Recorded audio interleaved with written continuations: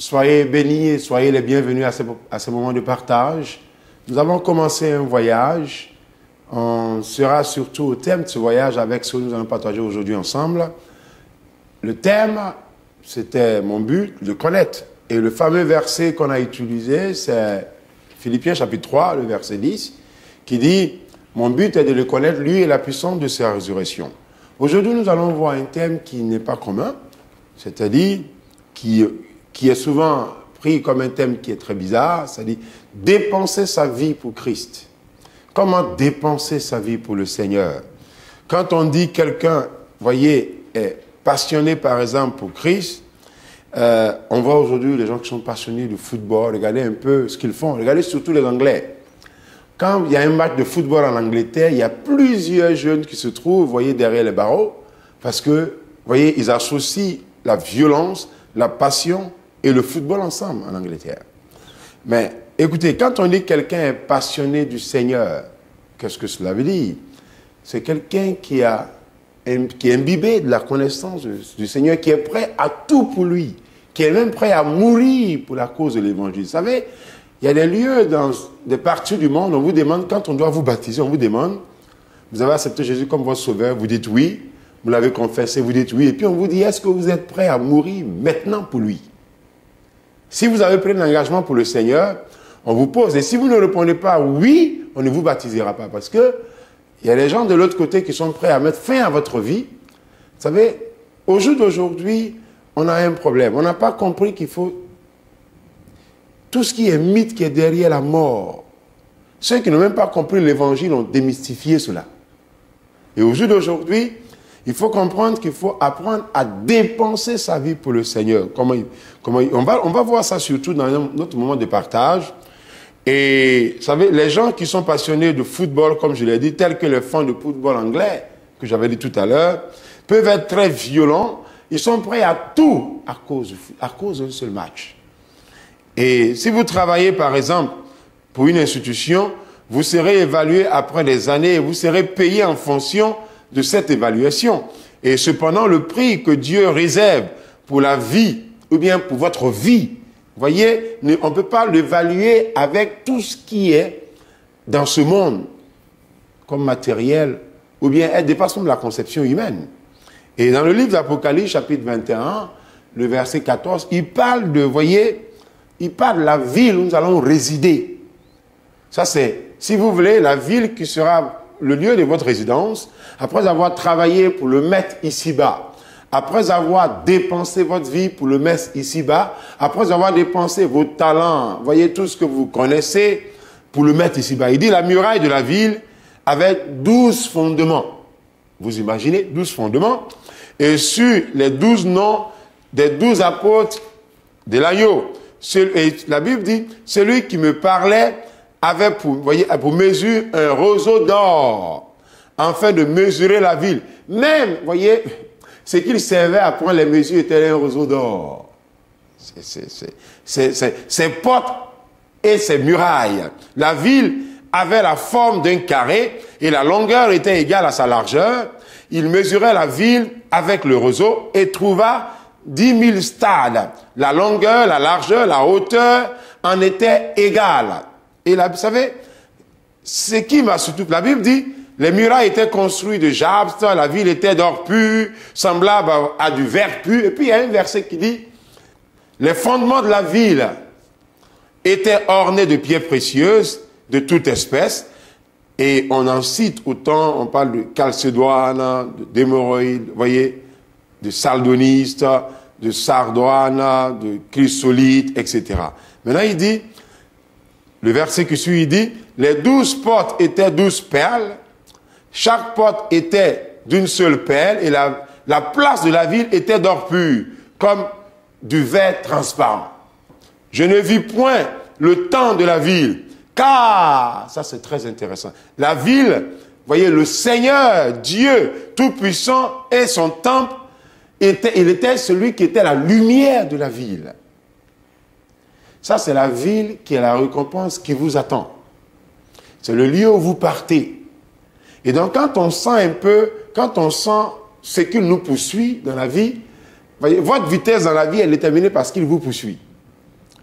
dans une ville, il y a une dame qui était très âgée, qui avait une canne. Et puis, ils n'étaient pas trop loin d'une forêt. Et il y a un lion qui a surgi dans la ville. Mais écoutez, elle était avec la canne pour plusieurs années. Quand elle a vu le lion, elle était la première, vous voyez, au niveau de ceux qui fuyaient. Pourquoi? Parce que, vous voyez, ce qui a poussé cette femme à faire autant de vitesse, c'était conditionné par ce qui la poursuivait. Et donc, quand vous savez là où vous partez, vous rangez, vous alignez tout ensemble pour que cela puisse faire plaisir à faire quoi? À honorer ce qui est votre récompense dont vous attendez.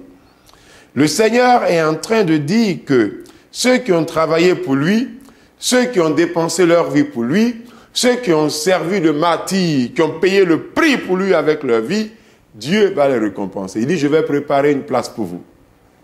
Mais surtout, ce n'est pas de ça que nous voulons parler. On va parler surtout de ceux qui sont prêts à dépenser leur vie pour le Seigneur. Je prends un modèle qui va nous aider. Une femme, vous voyez, que Jésus même a immortalisé. Et je parle de Marie de Béthanie. Marie de Béthanie a été immortalisée par Jésus. Pourquoi? La femme qui était immortalisée par le Seigneur Jésus, c'est la seule dans l'histoire de la Bible. Dans Marc chapitre 14, vous pouvez le lire durant votre moment de méditation matinale chez vous à la maison, la Bible dit, elle a fait d'avance ce qu'elle a pu. Elle a d'avance embaumé son corps, vous voyez, pour le sépulture. Et je vous le dis en vérité, partout, vous voyez, où la bonne nouvelle sera prêchée, regardez la déclaration du Seigneur. Partout, la bonne nouvelle sera prêchée, dans le monde entier, on rencontrera aussi, en mémoire de cette femme, ce qu'elle a fait. Qu'est-ce qu'elle a fait? On va le voir tout à l'heure. Les éléments, vous voyez, qui caractérisaient cette femme pour qu'elle soit immortalisée, peut-être que je pourrais, vous voyez, les grouper en plusieurs. Je les groupe et on va aller un à un avec ce que la femme a pu être par rapport à ce qu'elle a fait pour dépenser sa vie pour le Seigneur. Elle a une réceptivité spirituelle qui était remarquable.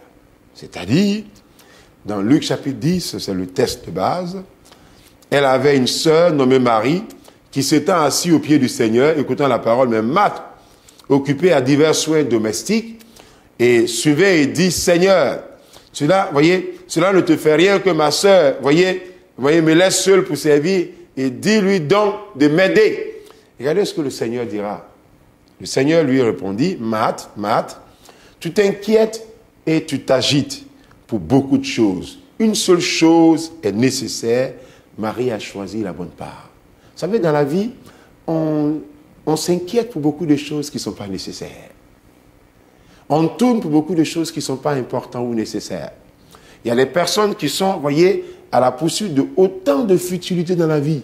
Et à la fin, on peut un peu demander au roi Salomon, il parle de vanité sur des vanités parce que, vous voyez, il s'est accaparé d'autant de biens, de richesses et de luxe. Et à la fin, il dit, mais écoute, sous le soleil, j'ai compris que c'est de la vanité. Et au jour d'aujourd'hui, vous voyez, une seule chose est nécessaire, Marie a choisi la bonne part. Est-ce que vous avez choisi la bonne part? Choisir la bonne part veut dire vous attacher, vous voyez, aux priorités du Seigneur. Choisir la bonne part veut dire vous attacher à sa volonté. Choisir la bonne part veut dire vous attacher à sa parole.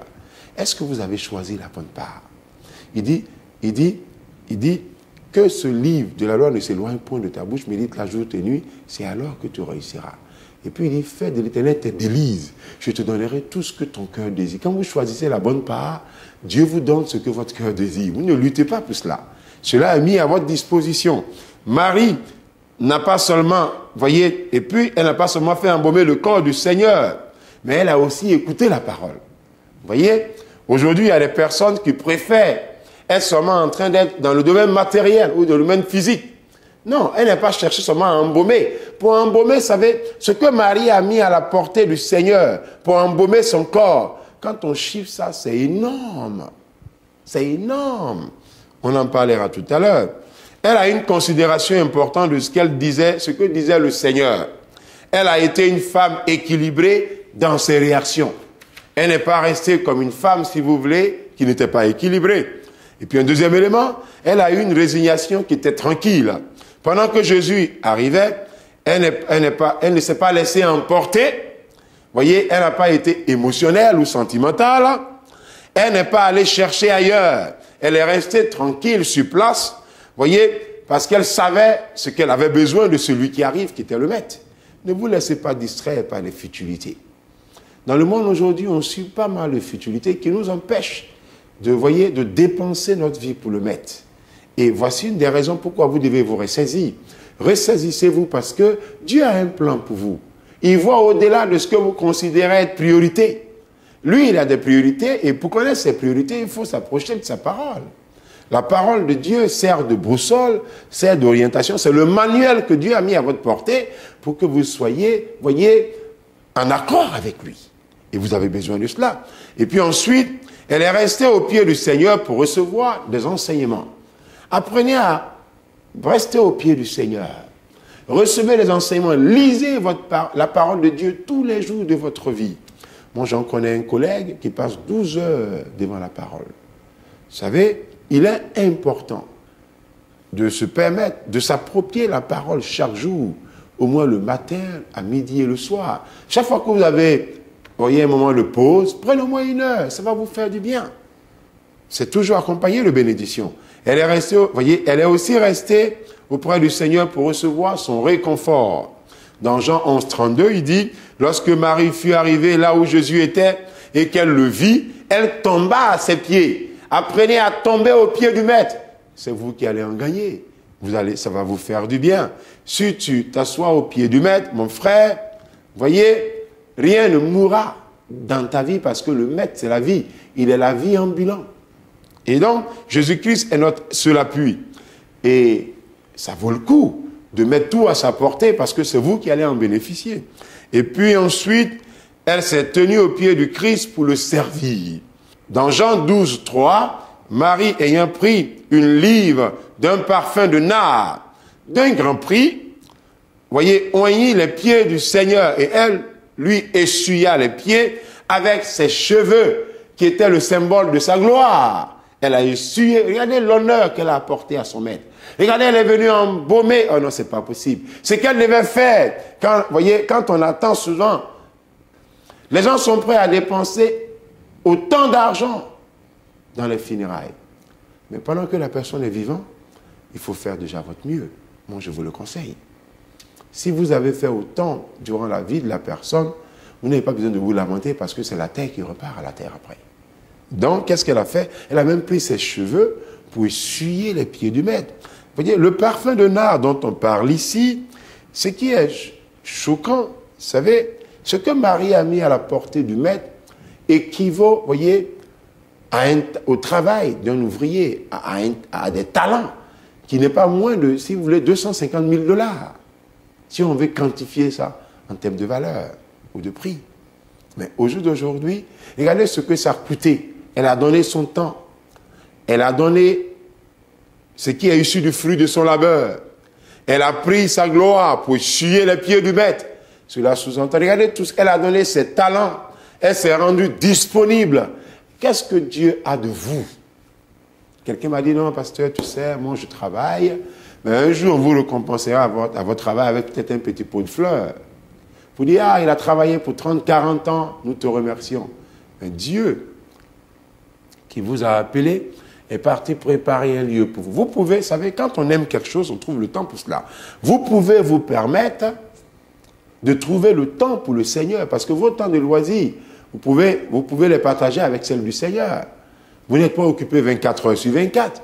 Donc, apprenez à dépenser votre vie pour le Seigneur. C'est ce qu'a fait Marie. Et puis, vous savez, elle a essuyé les pieds du Seigneur avec ses cheveux. Ça, c'est marquant pour moi. Et puis, elle a discerné comment l'embaumer. Et donc, aujourd'hui, elle a aussi mis ses biens à la portée du maître. Elle a fait autant de choses pour faire quoi? Pour permettre au Seigneur, vous voyez, de se voir honoré dans la vie de cette femme. Est-ce que Dieu est honoré à travers votre vie? Est-ce que Dieu se voit honoré à travers le fruit de votre labeur, à travers votre talent, à travers vous-même, vos biens, à travers ce qui est issu du fruit de votre labeur? Est-ce que Dieu a une place? Est-ce que Dieu a une place dans ce que vous avez amassé depuis ces années? Sachez ceci, quand il s'agit de Dieu, il n'y a rien que vous mettez à la portée de Dieu qui soit gâché. Oui, il est important de chercher à honorer Dieu. le mettre, voyez, par votre temps, par vos talents, même vos émotions, par vos sentiments, par vos ressources, par vos biens, par votre disponibilité, car cela ne sera jamais vain. Ça ne sera jamais vain. Vous savez, j'ai un autre personnage qui pourra nous aider. Et c'est le deuxième personnage que je vais citer dans ce moment d'échange. C'est Étienne. Celui qui est allé au-delà du simple titre de diacre. C'était un diacre. Il allait au-delà. Parce qu'il a été nommé dans Actes chapitre 6, le verset 1 à 7. On dit en ce temps-là, les nombres des disciples augmentant, les hellénistes murmuraient contre les Hébreux parce que les veuves étaient négligées dans la distribution, voyez, qui se faisait chaque jour. Et c'est à la suite de cela qu'on a établi Étienne. Vous savez, les 12 ont convoqué les multitudes et on a pu avoir Étienne comme, vous voyez, un des diacres. Mais un élément important, la parole de Dieu se répandait, voyez, de plus en plus, de nombreux des disciples augmentaient beaucoup à Jérusalem et une grande foule de sacrificateurs obéissaient à la parole de Dieu. Afin de décharger les apôtres de la tâche, voyez, non religieuse ou d'ordre social, et devant la croissance de l'Église, la décision fut prise, voyez, d'instituer les diacres. Et cet homme est issu, mais il n'est pas resté seulement au stade des diacres. Vous savez ce qu'il a fait? Le succès du travail d'Étienne semble avoir été plus particulier parmi les Juifs hellénistes, parce qu'il n'y a plus pas été né à l'étranger, et donc il a beaucoup travaillé au milieu d'eux. En réalité, quand on suit bien le récit du discours de cet homme Étienne, quand il devait mourir, vous voyez, il devait être un homme très intelligent et très brillant, parce qu'il a donné autant de détails depuis l'histoire de l'Ancien Testament. Parlons un peu, vous voyez, de la personnalité même d'Étienne. Étienne était un homme rempli d'Esprit Saint et de sagesse. C'est ce que relate Actes chapitre 6, le verset 3. Il dit, c'est pourquoi, frère, choisissez parmi vous 7 hommes que l'on rend un bon témoignage et qui soient remplis de Saint-Esprit et de sagesse. En réalité, ceux que l'on choisissait pour superviser la distribution et l'aide à apporter aux vœux devaient être remplis du Saint-Esprit. Un deuxième élément, il avait une plénitude de puissance. Étienne plein d'onction, de grâce et de puissance. Il dégageait une lumière dans le chapitre 6, le verset 15. OK? Et puis, à la suite de cela, il avait une plénitude dans l'esprit. Mais ce qui m'a surtout marqué par rapport à ce personnage, c'est que, voyez, notez bien que l'apôtre Paul a assisté à la lapidation d'Étienne. Et après, c'est vrai que lui, il a rencontré le Seigneur sur la route de Damas. Lorsque les gens lapidaient Étienne, il eut une vision. C'était comme si le ciel, vous voyez, lui tendait une main pour l'accueillir. Mais écoutez, quelqu'un il pouvait renoncer, il pouvait ne pas donner sa vie, il pouvait ne pas dépenser sa vie. Il est sorti du cadre de son travail de diacre et il est parti faire l'œuvre d'un évangéliste et il s'est vu lapider et il n'a pas réagi à l'instant de la personne de Jésus. Il dit, Père, pardonne-les car ils ne savent pas ce qu'ils font. Au travers de l'histoire d'Étienne, il est démontré 2 facettes. D'abord, jusqu'à quel niveau, quel degré notre engagement doit se situer avec la personne de Dieu. Et puis ensuite, jusqu'à quel degré nous devons pardonner et tolérer. Il a dit, Père, pardonne-les. Si quelqu'un devait garder rancune, c'est bien Étienne parce que il a été accusé injustement. Ce fut même le cas de la personne de Jésus durant le temps de la condamnation. Il n'a bénéficié d'aucune procédure judiciaire légale. Il a été condamné injustement. La rancune et le mal que manifestaient plusieurs personnes viennent, voyez, des blessures, des douleurs qu'elles ont accumulées au fil des années. Mais au jour d'aujourd'hui, la différence, la vie d'Étienne, voyez, comparativement aux 6 autres diacres, c'est qu'il est devenu un martyr. Il est sorti du cadre ordinaire. Il est sorti du cadre de diacre. Il a donné sa vie pour le service. Il s'est engagé. Vous savez, le christianisme, vous voyez, est la seule, je mets religion en guillemets, qui offre la conviction du rachat de la justice, de la rédemption et de la vie éternelle. Le christianisme, vous savez, n'est pas une religion. Oui, la religion, c'est l'ensemble des efforts qu'on essaie d'investir pour chercher à plaire Dieu. Le christianisme, c'est la vie de Christ en vous. Il dit Christ en vous, l'espérance de la gloire. Au jour d'aujourd'hui, on ne vous parle pas de la religion. Quand quelqu'un est religieux, vous voyez, il peut vivre une vie comme un poltron. Mais quelqu'un qui a connu le Seigneur, il dit si le Christ vous a franchi, vous serez réellement libre. Si vous l'avez réellement rencontré, s'il a rendu manifeste l'œuvre, la conviction en vous, vous ne serez plus jamais les mêmes. Quelque chose va vous arriver qui va changer le cours de votre histoire, qui va faire de vous un véritable témoignage ambulant, qui fera de vous une source intarissable de bénédiction. Est-ce que vous êtes prêts pour mourir pour la cause du Maître? Est-ce que vous êtes prêts, voyez, à dépenser votre vie, à donner vos talents, votre vie, votre personne, le fruit de votre labeur, à vous investir pour lui? C'est la question à laquelle il faut répondre. Parce que dépenser sa vie pour lui est toujours bénéfique. Elle est bénéfique parce qu'il est important de parvenir à ce stade où tous ceux qui doivent servir le Seigneur puissent dépasser le stade du minimum. Tout ce qui dépasse le stade du minimum vous conduit à valoriser les talents que Dieu a investis en vous. Un talent musical remarquable, un esprit brillant, un don, etc. Mais regardez Marie de Béthanie. Elle a donné sa vie. Elle a donné son temps, elle a donné ses ressources, elle a donné ce qui est cher, elle a pris sa gloire, elle a mis ça à la portée du Maître. Regardez Étienne, ce que Étienne a fait. Étienne pouvait dire non, écoutez, moi je vais le régner. Il n'a pas régné le Maître. Il s'est engagé jusqu'à la fin. Est-ce que vous êtes prêts à dire, je suis prêt à mourir pour le Maître? Est-ce que vous êtes prêts à dépenser votre vie pour lui? Parce que ce n'est pas, Dieu dit qu'il ne nous laisse pas orphelins. Est-ce qu'il va accomplir les promesses et ses plans dans votre vie? Ne pensez pas que vous allez être laissé orphelin. Vous savez, Dieu est à votre portée.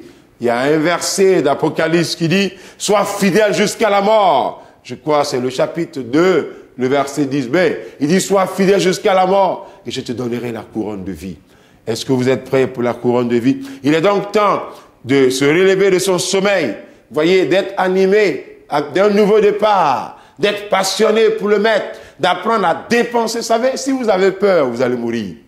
Si vous n'avez pas peur, vous allez mourir. Un jour, je crois, c'est dans les écrits de Shakespeare, Julius César a dit, les peureux meurent plusieurs fois avant les morts, mais le brave goûte qu'à la mort qu'une seule fois. Et moi, j'ajoute le livre d'Hébreux 9, 27 qui dit, il est réservé aux hommes de mourir une seule fois, après quoi vient le jugement. Que vous ayez peur de la mort un jour, vous allez mourir. Que vous n'avez pas peur, vous allez mourir. Donc il est mieux de ne pas avoir peur. Parce que les peureux meurent plusieurs fois avant la mort. Mais le brave goûte qu'à la mort qu'une seule fois. Vous savez, si vous accumulez la peur, ça va vous hanter. Ça va perturber votre carrière, ça va perturber votre vie. Donnez-lui la place qu'il faut. Donnez-lui votre talent, donnez-lui votre temps, donnez-lui votre personne. Dépensez ce que vous avez comme ressource pour lui. Et puisque c'est lui qui est l'auteur de l'or et l'argent appartient. Et votre vie, vous ne regretterez pas votre vie. Cela vaut le coup de dépenser sa vie pour lui. Donner sa vie pour lui, dépenser sa vie pour lui. Votre vie aura un sens. Parce que vous repartez remettre dans la main de votre Créateur qui va façonner votre vie à son image et surtout au plan qu'il avait déjà prévu avant la fondation du monde qui serait pour vous favoriser. Vous n'allez rien perdre. Venez à lui, vous qui êtes fatigués et chargés, il vous donnera du repos. Venez, ce repos est certain. Il va vous décharger de tout ce qui vous a, perturbé depuis des années. Le repos qu'il donne, c'est un repos qui permettra que votre vie puisse avoir un sens. Venez, cédez-lui votre volonté. Donnez à Dieu ce qui est coûteux pour vous. Donnez à Dieu votre Isaac, ce qui vous a trop coûté. Et lui, il vous donnera une nation, une progéniture, une dynastie. Il vous donnera la vie éternelle. Il vous donnera l'avenir sécurisé. Et savez, n'oubliez pas, la piété est bénéfique. Elle est bénéfique en toutes choses. Pour la paix, pour la prospérité, pour la sécurité, pour la couverture et pour le succès. Venez à lui et votre vie aura un sens. Merci. Vous allez répéter après moi. Dites, Seigneur Jésus, je viens à toi. Je suis prêt à dépenser ma vie pour toi. Accepte-moi comme ton enfant. Et je te reçois comme mon seul sauveur, mon seul Seigneur. Et à partir d'aujourd'hui, ma vie ne sera plus jamais la même. Merci. Que Dieu vous bénisse. Amen.